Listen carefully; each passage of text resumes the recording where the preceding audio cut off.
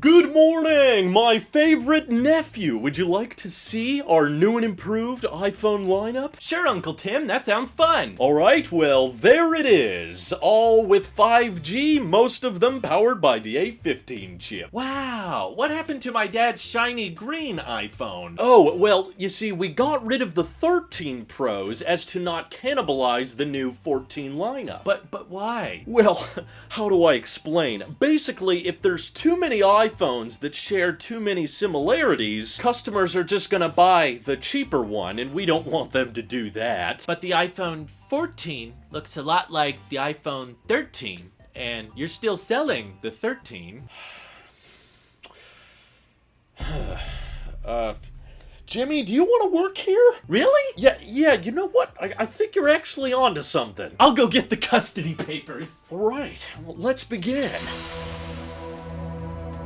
So yes, in all of the excitement surrounding the new iPhone upgrades, we haven't had too much time to talk about the improved pricing structure and surprises we had with the fact that Apple has probably made some of the smallest incremental changes if we're just talking about the regular 6.1-inch iPhone 14 compared to the 13. Both rocking the A15 chip. Yes, it got an extra GPU core, it got a little bit extra RAM, but they both have 60Hz 6.1-inch displays. They both have 2 cameras on the back. They both have 5G. They both have MagSafe. They both have the same charging speeds. They basically have the same battery life as well. Perhaps the 14 should maybe not overheat quite as much, but the elephant that's hard to ignore in this room is that the iPhone 13 is now starting at $699, which does in fact mean you can instantly save $100 if you're in the market for a new iPhone and you want the battery life to be, decent, and you want it to be somewhat modern. You want Face ID, you want an OLED display. You don't need all the bells and whistles of a Pro, but there's just an instant $100 savings by going with the 13 now, and unlike ever before, there are so little compromises by going with an iPhone 13 over a 14. I asked some of our channel members before recording this video, like, what are the reasons to spend that extra $100? You're not getting extra storage, you're not even getting the A16 chip over the A15, so could you get an extra year of software support? It's a stretch. Occasionally Apple has kept software support going for certain devices and not others just based on RAM, but this might be one of the first times they would offer that to iPhones with 6 gigs of RAM in the A15 chip versus not offering it to iPhones with the A15 chip in 4 gigs of RAM. We're talking about theoretical upgrades that are years and years away, but I think the important thing to keep in mind with software support down the road, if you're talking about a difference of 1 year, is if your phone has already gotten 6 years of software support and you're wondering if you're going to get a 7th, those changes typically end up being not that big a deal. It's like you get live text and this guy doesn't, or you get this one camera mode that this guy doesn't, but it's not a super useful camera mode. The other feature people kept bringing up is satellite communication. So if you find yourselves out of range of cell towers pretty frequently and you want to be able to send an emergency SOS text, then I guess the iPhone 14 will technically have that over the 13. And on top of that, another suggestion that I'm gonna disagree with is people saying color options. You could spend the extra $100 to ensure you get a few different colors that the 14 offers that the 13 doesn't have, but I'm sorry, I looked at the lineup, I compared the two. The 14 colors are honestly not that good compared to the 13. The 13 has the best red in the whole lineup, and the 14 has this like faded starlight and this deep blue midnight and a very, very faded pink. Like, I just don't think the colors are something to spend extra money on, and it ignores another incredibly good value in the lineup, the iPhone 13 mini, which you can now buy for $599, more like $629 if you're buying it unlocked, but that's not an option for the pricing of the iPhone 14 lineup. There's not a mini anymore, but that 13 mini now selling at a discounted rate still offers the A15 chip, right? That's the same chip, kind of, that they're putting in the 14 lineup, and it's smaller, it's cheaper, still has a great battery life, still has the same notch of the iPhone 14 phones, has a far better color option to choose from, still starts with 128 gigs of storage, and still has, in my opinion, a fantastic camera. Night mode is great, cinematic mode is available there, 4K at 60 recording. It's not a bad camera by any means, and while I'm sure there's some low light improvements with the 14, you could theoretically save $200 on your purchase by going with a smaller, more comfortable, more compact phone. But if you're not comfortable with the mini, there's another option that has gotten incredibly cheap now that a lot of people should should not completely ignore. The iPhone 12, at that same price of $629 unlocked, does in fact share a lot in common with the iPhone 13 that we're still talking about. You'll still save $200 off of your iPhone 14, but you're still getting a 6.1-inch OLED display. You still have 5G. The battery life is not going to be quite as good, but this might be a great option if you're the type of person that has access to a charger pretty frequently. You've got a charger in your car, maybe you've got a wireless charger at your desk. You know, save $200 and maybe spend like 40 bucks on some extra chargers. Maybe even buy yourself a good battery bank from Anker or Amazon, which can juice you up. And sure, you're not going to get as many years of software support with the A14 chip, but I still think there's likely plenty of iPhone 12 owners out there that are happy with their phone and still using it to this day. I know of several. And just when the US dollar is weakening like it is, and we're kind of in a recession right now, I think it's not a bad idea to look at where you can save yourself some money. And I'm sorry, the satellite communication features, as well as car crash detection, which are good for emergencies, I think there's a high likelihood that over 99% of you might never end up using those two features. So spending $100 more or $200 more just to say you have the 14, when in reality, the number of upgrades the 14 has over the 13 is so insanely small that I'm genuinely starting to think more and more about Apple's double standard of, oh, we gotta get rid of the 13 Pros after a year because they're gonna not have a good place to exist in the lineup. Whereas in reality, I feel like they might be better off discontinuing the whole lineup after a year because the 13 to 14 have so much in common in the first place. And imagine if next year they discount the iPhone 13 again, then you're gonna have like a $500 iPhone that's incredibly similar to the $800 iPhones of the day, unless they just have a lot in store for the entry-level 6.1-inch iPhone 15. I know it probably will gain the dynamic island, but are they gonna give it the A16 chip that year or the A17 chip? It's kind of hard to tell what their new structure is moving forward, but I just wanted to applaud and highlight as people are thinking about which iPhone to buy. The 13 and the 12 are still really, really good options now that Apple is still selling them at discounted rates, particularly if you can find them certified refurbished as well. If you're on a budget and you're not looking to drop over $1,000 on your iPhone, I would not discount those options at all because the iPhone 13 is insanely similar to the 14. And while you won't get the satellite texting services or the car crash detection, you will get a SIM card tray, which some people are annoyed that is going away on the 14. So there's your option if you wanted to have it as a backup. Feel free to let me know why, if any of you out there are willing to go for the 14 when the 13 still exists at a lower price. What is your reasoning? What is worth upgrading that extra $100 for? All that good stuff. Let me know what you're thinking down below. This is your Apple Sheep here, and I'll see you all in the next one.